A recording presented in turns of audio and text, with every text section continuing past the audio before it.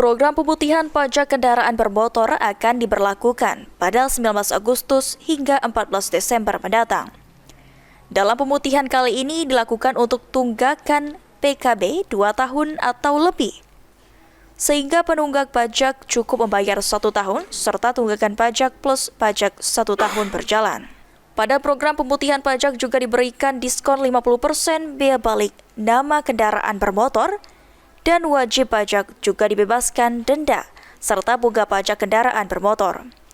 Dengan adanya pemutihan pajak kendaraan bermotor agar masyarakat tertib dalam administrasi kendaraan dan dapat meningkatkan kesadaran masyarakat dalam membayar pajak kendaraan bermotor.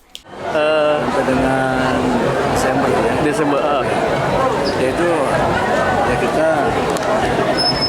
mengimbau kepada masyarakat ya untuk dapat dimanfaatkan ya kesempatan pemutihan ini untuk mendatangi ya pembayaran tadi. Kita berharap nanti juga sebagai mendorong kesadaran masyarakat ya penggunaan kendaraan dan juga sebagai bagian dari upaya dari pemerintah daerah sebagai strategi bagaimana mendapatkan Ini pemutihan TKB Pak, termasuk pemutihan TKB dan biaya balik nama juga Pak ya? Oke Pak. Aji Delia, PAL TV.